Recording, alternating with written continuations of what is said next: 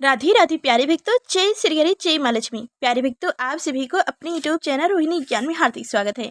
आज आप प्रस्पान करेंगे बृहस्पतिवार व्रत कथा यानी गुरुवार व्रत कथा। कहा जाता है कि जब भी आप बृहस्पतिवार व्रत कथा को पढ़ेंगे तो उसमें दो कथाएं सुनाई जाती है, तो उन दो कथाओं को व्रत में सुनना अनिवार्य होता है, जिससे आपका व्रत पूर्ण होता है। तो आज मैं वो दोनों कथाएं एक साथ में लेकर आई हूँ, तो आप इन कथाओं को सुन के अपना व्रत को पूर्ण करें। भगवान बृहस्पति देव की पूजा अर्चना के लिए बृहस्पतिवार को व्रत करके बृहस्पतिवार की व्रत कथा को पढ़ने अथवा किसी दूसरे स्त्री पुरुष द्वारा सुनने की परंपरा प्राचीन है। बृहस्पतिवार का व्रत करने एवं व्रत कथा सुनने से स्त्री पुरुष की सभी मनोकामनाएं पूरी होती है। इस व्रत से धन संपत्ति में प्राप्ति होती है, निसंतानों को पुत्र प्राप्त होती है, परिवार में सुख शांति बनी रहती है, सभी आनंद पूर्वक रहते हैं। तो अब आप स्मरण कीजिए बृहस्पतिवार व्रत कथा। एक बार प्रेम से बोलिए, बृहस्पति भगवान की जय हो। बहुत समय पहले की बात है, भारतवर्ष में एक राजा राज्य करता था। वह अति प्रतापी और दानी था। वह प्रतिदिन मंदिर में भगवान दर्शन करने जाता और गुरु और ब्राह्मणों की सेवा भी किया करता था। उसके द्वार से कोई भी याचक निराश नहीं लौटता था। वह प्रत्येक गुरुवार को व्रत रखता और पूजन किया करता था। हर दिन गरीबों की मदद करता, परंतु यह सब बातें उसकी रानी को पसंद नहीं आती थी। वह ना तो व्रत करती और ना ही किसी को एक भी पैसा दान रुपए में देती थी। वह राजा को भी ऐसा करने से रोकती थी। यह सब उस समय की बात है, जब राजा शिकार खेलने के लिए वन को चले गए थे। महल में सिर्फ रानी और दासी थी। उस समय गुरु बृहस्पति साधु के रूप में धारण कर राजा के दरवाजे पर भिक्षा मांगने आए, तो साधु ने रानी से भिक्षा मांगी। तो वह कहने लगी, हे साधु महाराज, मैं इस दान पुण्य से तंग आ गई हूँ। इस काम के लिए तो मेरे पतिदेव ही बहुत हैं। अब आप ऐसी कृपा करें कि यह सारा धन नष्ट हो जाए, ताकि मैं आराम से रह सकूं। साधु का वेश धरे बृहस्पति ने कहा, हे देवी, तुम बड़ी विचित्र हो। संतान और धन से कोई दुखी नहीं होता, सभी इच्छा चाहते हैं। पापी भी पुत्र और धन की इच्छा करता है। अगर तुम्हारे पास धन बहुत है तो भूखे मनुष्यों को भोजन करा दो, ब्राह्मणों को दान दो, प्याऊ लगवाओ, धर्मशाला बनवाओ, कुआं तालाब बावरी बाग बगीचे आदि बनवाओ तथा निर्धनी कुंवारी कन्याओं का विवाह करवाओ, साथ ही यज्ञ करो। इस प्रकार के कर्म से आपके कुल का एवं आपका नाम लोक परलोक में प्रसिद्ध होगा एवं तुम्हें भी स्वर्ग की प्राप्ति होगी। किंतु वह मूर्ख रानी साधु की इन बातों से खुश नहीं हुई। वह बोली, हे साधु महाराज, मुझे ऐसी संपत्ति की आवश्यकता नहीं जो मेरे काम ना आए तथा जिनको मैं अन्य लोगों को दान दूं, जिसको रखने और संभालने में ही सारा समय नष्ट हो जाए। साधु ने रानी को समझाने का बहुत प्रयास किए, परंतु रानी अपनी बात पर अड़िग रही। तब साधु ने कहा, हे देवी, यदि तुम्हारी ऐसी इच्छा है तो जैसे मैं तुम्हें बताता हूँ तो मुझसे ही करना। बृहस्पतिवार के दिन गोबर से घर को लिपना, अपने केसों को पीली मिट्टी से धोना, केसों को धोते समय स्नान करना, राजा से कहना कि वो भी हजामत करवाए, भोजन में मांस मदिरा कपड़ा धोबी के यहाँ देना, धुलने डालना। इस तरह 7 बृहस्पतिवार निरंतर करने से तुम्हारा धन सब नष्ट हो जाएगा। ऐसा कहकर साधु रूपी बृहस्पति देव अंतर्ध्यान हो गए।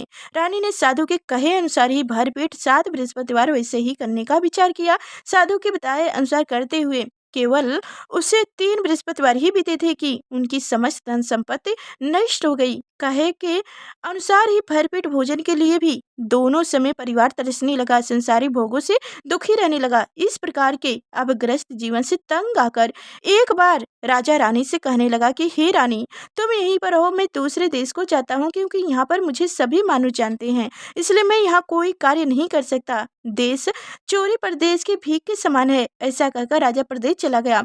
वहाँ जंगल से लकड़ी काट कर लाता और उन्हें शहर में बेचकर जीवन यापन करने लगा। राजा के जाने के पश्चात इधर उनके बिना रानी और दासी दुखी रहने लगे। किसी दिन भोजन मिलता तो किसी दिन जल पीकर ही रहना पड़ता। एक समय रानी और दासी को 7 दिन बिना भोजन के व्यतीत करना पड़ा। तो रानी अपनी दासी से बोली, हे दासी, यहीं समीप के ही नगर में मेरी बहन रहती है जो बहुत धनवान है, तो उसके पास जा और वहां से 5 से भेजर दासी लेकर आ। बहन दासी बहन के पास गई। बृहस्पतिवार व्रत का दिन था। रानी की बहन उस समय ध्यान मंग होकर पूजा कर रही थी। दासी ने रानी की बहन से कहा, हे रानी, मुझे आपके पास आपकी बहन ने भेजा है, मुझे 5 से भेजर दे दो। दासी ने अपनी बात अनेक बार कही, परंतु रानी की बहन ने कोई उत्तर नहीं दिया, क्योंकि वह उस समय बृहस्पतिवार की कथा सुन रही थी। रानी की बहन से जब दासी को कोई अपेक्षित उत्तर नहीं मिला तो वह अति दुखी हुई। उसे क्रोध भी बहुत आया। लौटकर वह रानी से बोली, हे रानी, आपकी बहन बहुत धनी स्त्री है, परंतु वह अति घमंडी भी है। वह छोटों लोगों से बात भी नहीं करना चाहती। पान से भेजर देने के लिए मैंने उससे बहुत कहा, परंतु उसने कोई उत्तर नहीं दिया। इस प्रकार मुझे निराश खाली हाथ लौटना पड़ा। रानी बोली, हे दासी, इसमें मेरी बहन का किसी प्रकार का कोई दोष नहीं है। जब बुरे दिन आते हैं तब कोई सहारा नहीं देता, अपने पराये हो जाते हैं। अच्छे बुरे का ज्ञात विपद में ही होता है। जो ईश्वर की इच्छा होगी वही होगा। यह सब हमारे भाग्य का दोष है। इधर पूजा समाप्त होने के पश्चात रानी की बहन ने सोचा कि मेरी बहन की दासी आई थी, परंतु मैंने उसे कोई उत्तर नहीं दिया। इससे वह बहुत दुखी हुई होगी। कथा सुनकर तथा विष्णु भगवान का प्रसाद ग्रहण कर वह अपनी बहन के घर आई तथा बोली, हे बहन, मैं बृहस्पतिवार का व्रत कर रही थी। तुम्हारी दासी आई, परंतु कथा समाप्त होने से पूर्व ना उठते हैं और ना बोलते हैं, इसलिए मैं नहीं बोली। बताओ दासी, किस कार्य से मेरे पास आई थी? रानी बोली, बहन, हमारे घर अनाज नहीं था तथा राजा प्रदेश गए हैं। वैसे तुमसे कोई बात छुपी नहीं है, इस कारण मैंने दासी को तुम्हारे पास पान से भेजा लेने के लिए भेजा था। इस पर रानी की बहन बोली, हे बहन, बृहस्पतिवार भगवान सबको मनोवांछित फल देते हैं। देखो, शायद तुम्हारे घर के किसी कोने में अनाज रखा हो। यह सुनकर रानी की बहन की बातों से विस्मित दासी घर के अंदर गई तो वहाँ एक घड़ा भेजर का भरा मिल गया। उसे बड़ा आश्चर्य हुआ, क्योंकि उनके अनुसार घर का एक एक बर्तन अन्नी से खाली था। उसने बहन बाहर आकर रानी को सारा वृतांत सुनाया। दासी अपनी रानी से कहने लगी, हे रानी, देखो, वैसे भी हमको जब अन्य नहीं मिलता तो वह भी व्रत समान ही है। अगर इनसे व्रत की विधि पूछ ली जाए तो बृहस्पतिवार का व्रत हम भी किया कर लेंगे। और फिर दासी के कहने पर रानी ने अपनी बहन से बृहस्पतिवार व्रत पूजन विधि एवं नियमों के बारे में विस्तार से पूछा। उन्होंने बताया, जो बृहस्पतिवार के व्रत में चने की दाल और मुनक्कों से विष्णु भगवान के केले की जड़ में पूजन कर दीपक जलाते हैं, पीला भोजन करते हैं, पीले वस्त्र धारण करते हैं तथा प्रेम पूर्वक बृहस्पति भगवान की कथा सुनते हैं, तो इस प्रकार करने से गुरु भगवान उन भक्त से प्रसन्न होते हैं, धन अन्य पुत्र देते हैं, मनोवांछित मनोकामनाएं पूर्ण करते हैं। फिर व्रत एवं पूजन की विधि बताकर रानी की बहन अपने घर लौट गई। तत्पश्चात रानी और दासी दोनों ने निर्णय किया कि बृहस्पति देव भगवान का व्रत एवं पूजन जरूर करेंगे। 7 दिन पश्चात जब बृहस्पतिवार आया तो दोनों व्रत किया। घुड़साले में जाकर चना और गुड़ बीन लाई और उनकी दाल बनाकर केले की जड़ में बृहस्पति भगवान का पूजन किया। अब पीला भोजन कहाँ से आए यह सोचकर दोनों बड़ी दुखी हुई, परंतु उन्होंने व्रत किया था, इसलिए बृहस्पति देव भगवान उनसे प्रसन्न थे। एक साधारण व्यक्ति के रूप में वो 2 थाली में सुंदर पीला भोजन लेकर आए और दासी को देकर बोले, हे दासी, यह भोजन तुम्हारे और रानी के लिए है, तुम दोनों ही इसे ग्रहण करना।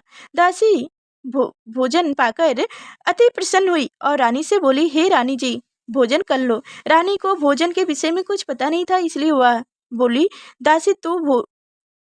बोली, तू ही भोजन कर, क्योंकि तू व्यर्थ में ही हमारी हंसी उड़ाती है। दासी बोली, हे रानी, एक व्यक्ति इसलिए भोजन दे गया है। रानी बोली, वह भोजन तेरे ही लिए दे गया है, इसलिए तू ही भोजन कर। दासी ने कहा, हे रानी, वह व्यक्ति हम दोनों के लिए ही 2 थाली में सुंदर भोजन देकर गया है, अति मैं और आप दोनों ही साथ साथ भोजन करेंगे। फिर दोनों ने गुरु भगवान को धन्यवाद एवं नमस्कार कर भोजन प्रारंभ किया। उसके बाद से दोनों प्रति बृहस्पतिवार को व्रत करने लगी, पूजन करने लगी। बृहस्पति भगवान की कृपा से उन दोनों की भोजन एवं धन की कमी दूर हो गई, परंतु रानी फिर पुण्य पहले प्रकार से आलस करने लगी तथा दासी ने कहा, हे रानी, आप पहले भी इसी प्रकार आलस करती थी, आपको धन संभालने और दान देने में कष्ट होता था, इसी कारण सभी धन नष्ट हो गए और हमारी ऐसी दुर्दशा हो गई थी। अब गुरु भगवान की कृपा से धन मिला है तो आपको फिर से आलस हो रहा है।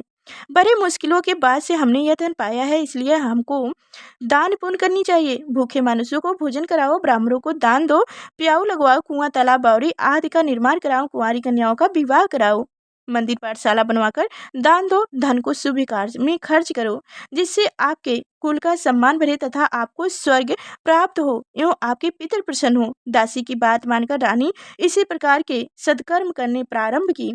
इस प्रकार करने से उनका काफी यश फैलने लगा। कुछ दिन बाद एक दिन रानी और दासी आपस में विचार करने लगी कि ना जाने राजा किस दशा में होंगे, उनकी कोई खोज खबर नहीं है। रानी राजा की खबर न पाकर उदास रहने लगी। गुरु भगवान से उन्होंने प्रार्थना की और भगवान ने रात्रि में राजा को स्वप्न में दर्शन देकर कहा, हे राजा, उठ, तेरी रानी तुझको याद करती है, अब अपने देश लौट जा। राजा प्राप्त काल उठा। वह सोचने लगा कि मैं किसी प्रकार किस प्रकार रानी के पास खाली हाथ जाऊंगा? मेरे पास तो कुछ भी नहीं। स्त्री जाति खाने और पहनने की ही साथी होती है। पर प्रभु की आज्ञा मानकर वह अपने नगर चलने को तैयार हुआ। प्रदेश में राजा बहुत दुखी रहने लगा। प्रतिदिन जंगल में लकड़ी बीन कर लाता और उसे शहर में बेचकर अपना जीवन दुखी को बड़ी कठिनाई से व्यतीत करता था। एक दिन राजा दुखी होकर अपने पुराने दिनों को याद करके रोने लगा। उस जंगल में बृहस्पति देव एक साधु का रूप धारण कर आए और राजा से बोले, हे लकड़ारे, तुम इस बियावन जंगल में किस चिंता में बैठे हो? मुझे बताओ। यह सुनकर राजा की आंखों में आंसू भर आई और वह साधु को प्रणाम कर बोले, हे प्रभु, आप सब कुछ जानने वाले हैं। इतना कहकर राजा ने साधु को अपनी समस्त व्यथा सुना दी। तब साधु रूप में गुरु भगवान राजा से बोले, हे राजन, तुम्हारी पत्नी ने बृहस्पतिवार के दिन बृहस्पति देव का अपमान किया था, जिनके कारण तुम्हारी यह दुर्दशा हुई है।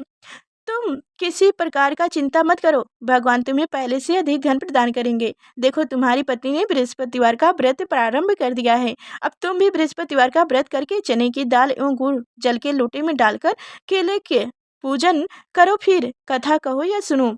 भगवान तुम्हारी सभी इच्छाओं की पूर्ति करेंगे। साधु के वचन सुनकर राजा बोले, हे प्रभु, मुझे लकड़ी बेचने के पश्चात इतना धन भी नहीं बचता कि भोजन करने के उपरांत कुछ ही बचा सकूं। मैंने रात्रि में अपनी रानी को व्याकुल एवं व्यर्थ देखा है। मेरे पास कोई साधन नहीं जिससे उनका समाचार भी जान सकूं। इनके अतिरिक्त मैं बृहस्पति देव की कथा भी नहीं जानता हूँ, जिसे कह या सुनकर मैं बृहस्पति व्रत धारण कर भगवान बृहस्पति का पूजन कर सकूं।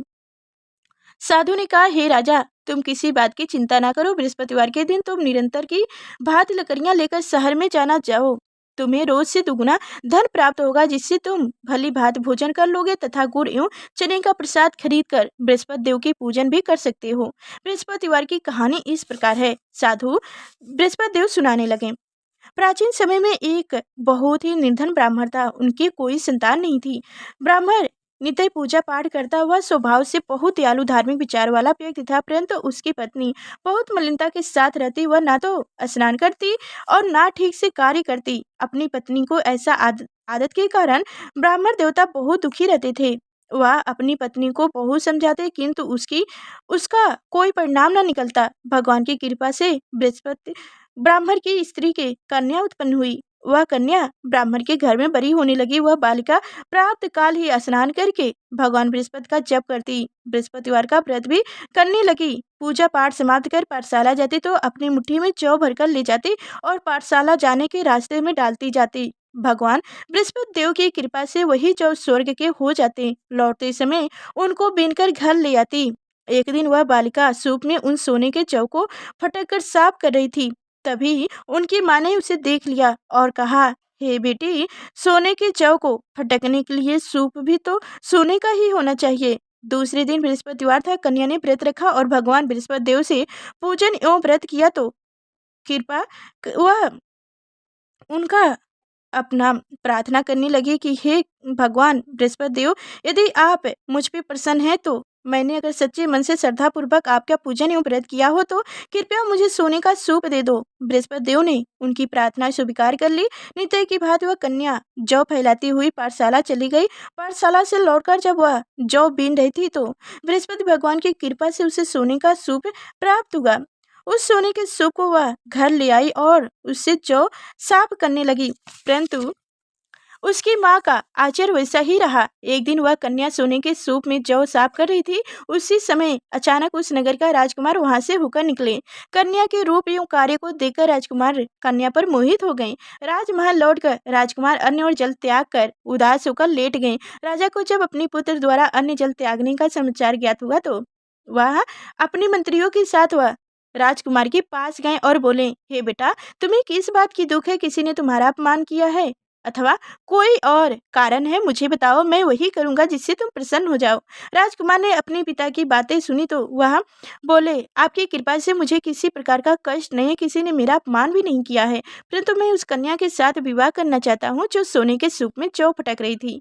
यह सुनकर राजा आश्चर्य में पड़ गए और बोले, हे बेटा, हे राजकुमार, इस तरह की कन्या का पता तुम लगाओ, मैं तुम्हारा विवाह उनके साथ अवश्य करा दूंगा। तब राजकुमार ने प्रसन्न होकर राजा को उस ब्राह्मण कन्या के घर का पता बताया। राजा के आदेश पर मंत्री उस कन्या के घर गया और राजा का आदेश ब्राह्मण को कह सुनाया। कुछ ही दिन बाद ब्राह्मण कन्या का विवाह राजकुमार के साथ हो गया। घर से कन्या के विदा होते ही उस ब्राह्मण के घर में पहले की ही तरह निर्धनता वास करने लगी। अब भोजन के लिए अनाज भी बड़ी मुश्किल से मिलता था। एक दिन दुखी होकर ब्राह्मण देवता अपनी बेटी से मिलने गए। बेटी पिता की ऐसी अवस्था को देखकर अत्यंत दुखी हुई और उसने अपनी माँ का समाचार पूछा। ब्राह्मण ने पुत्री को सभी हाल कह सुनाया। पुत्री ने अपने पिता को बहुत सा धन देकर विदा कर दिया। इस प्रकार ब्राह्मण का कुछ समय दुख सुखी पूर्वक व्यतीत हुआ, लेकिन धन समाप्त होने के बाद स्थिति पूर्ववत हो गई।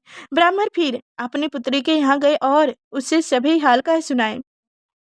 पुत्री बोली, हे पिताजी, आप अपने साथ माताजी को यहाँ लिया लाओ। मैं उन्हें वह विधि बता दूंगा जिससे दरिद्रता दूर हो जाएगी। ब्राह्मण देवता अपनी पत्नी को साथ लेकर राजमहल अपनी पुत्री के पास पहुंचे तो पुत्री अपनी माँ को समझाने लगी, हे माँ, तुम सुबह उठकर सर्वप्रथम स्नान आदि करके भगवान बृहस्पति का पूजन किया करो तो सब निर्धनता दूर हो जाएगी। परंतु उसकी माँ ने उसकी एक न मानी।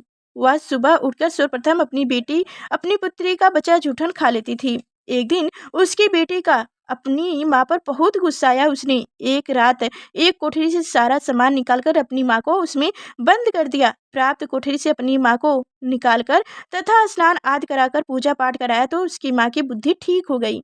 उसके बाद वह प्रतिदिन पूजा पाठ करती और प्रत्येक बृहस्पतिवार को व्रत भी रखने लगी। इस व्रत के प्रभाव से उसकी माँ भी अत्यंत धनवान तथा पुत्रवती हो गई। बृहस्पति देवता की कृपा से वृद्धावस्था में मृत्यु को प्राप्त कर स्वर्ग को गई। वह ब्राह्मण भी सुखपूर्वक इस लोक का सुख भोगकर स्वर्ग को प्राप्त हुए।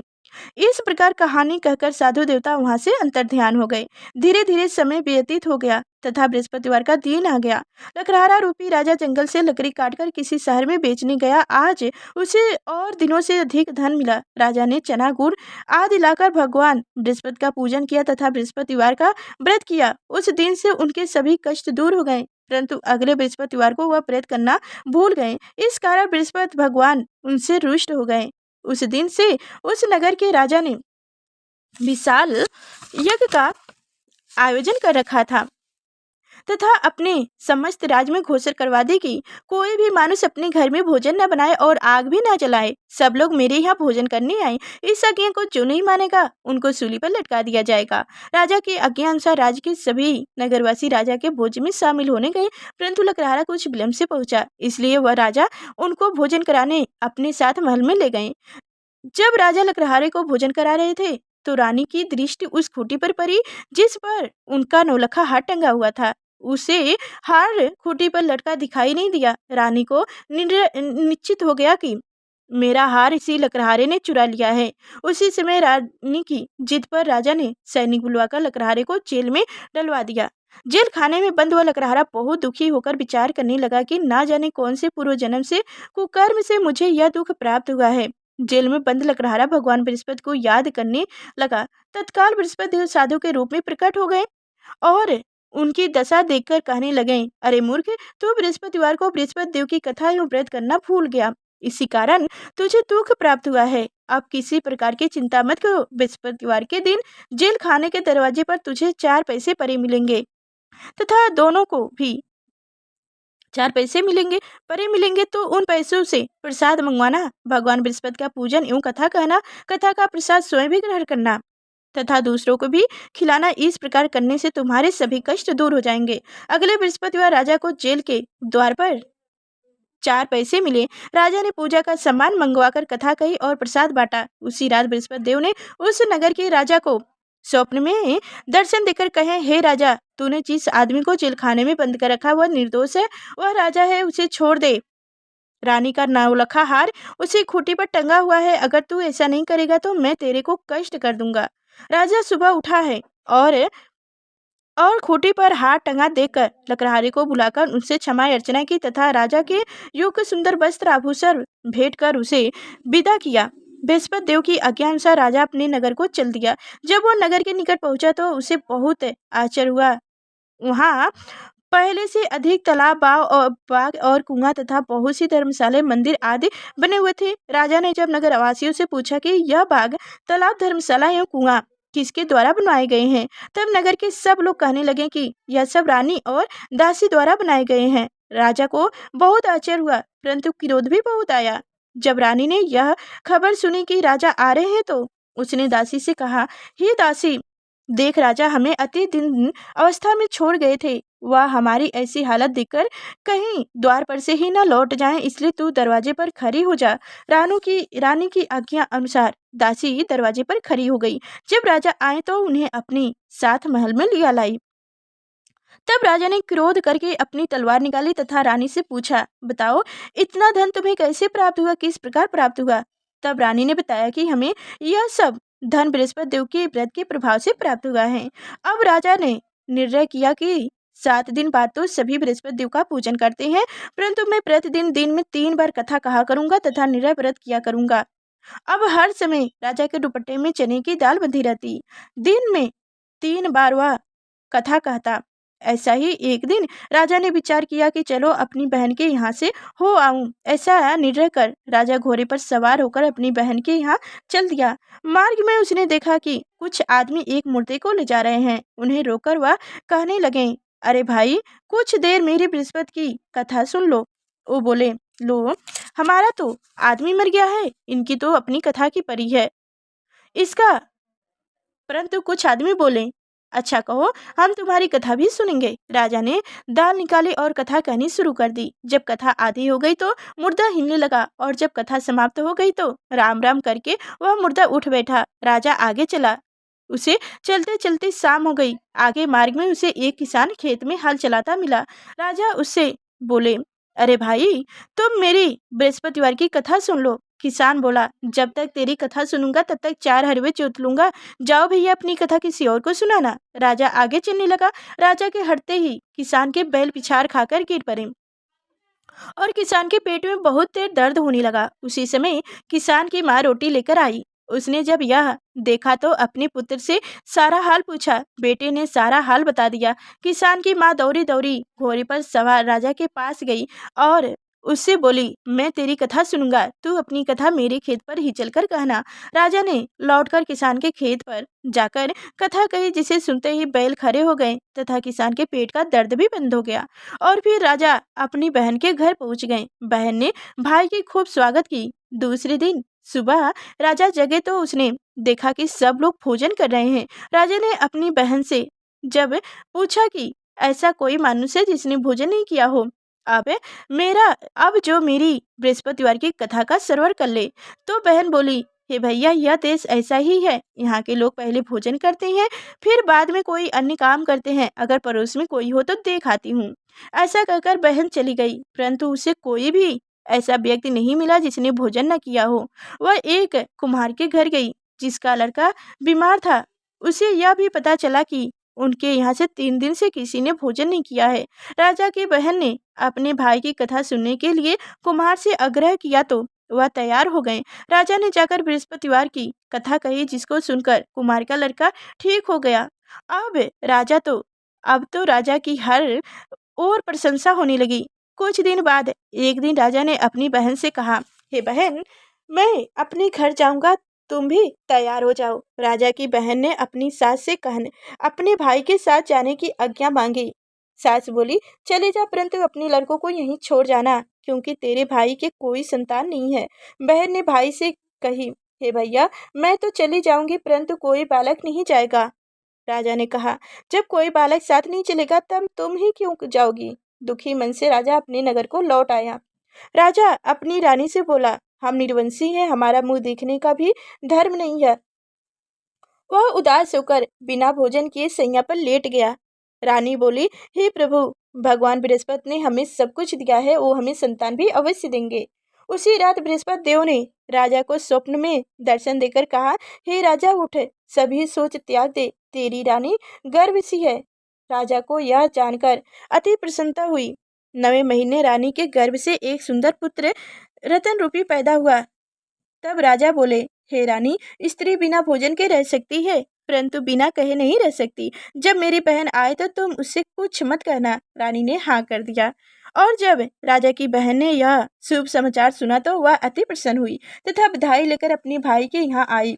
तभी रानी ने कहा, घोड़ा चढ़कर नहीं आई, गधा चढ़कर आई। रानी की बहन बोली, भैया मैं इस प्रकार ना कहती तो तुम्हें औलाद कैसे मिलती। भगवान बृहस्पति ऐसे ही हैं, जैसी जिनके मन में मनोकामनाएं हैं सभी को पूर्ण कर मनोवांछित फल देते हैं। जो श्रद्धा पूर्वक बृहस्पतिवार का व्रत करते हैं एवं व्रत कथा पढ़ते अथवा सुनते हैं और दूसरों को सुनाते हैं, बृहस्पति देव उनकी सभी मनोकामनाओं को पूर्ण करते हैं। बृहस्पति देव उनकी सदैव रक्षा करते हैं। जो श्रद्धा एवं संपूर्ण आदर भाव से बृहस्पति देव का पूजन एवं हृदय से राजा और रानी ने बृहस्पति देव की कथा का गुणगान किया, उनकी सभी इच्छाएं बृहस्पति देव ने पूरी की। इसलिए सबको कथा कहने अथवा सुनने के बाद बृहस्पति भगवान का प्रसाद लेकर ही जाना चाहिए तथा सच्चे मन एवं भावना से भगवान बृहस्पति का मनन करते हुए सदा उनकी जय जयकार करना चाहिए।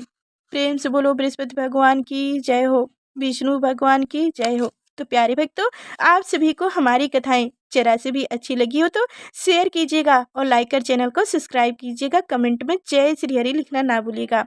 फिर चलते हैं अगले नेक्स्ट वीडियो मिलेंगे, तब तक के लिए धन्यवाद।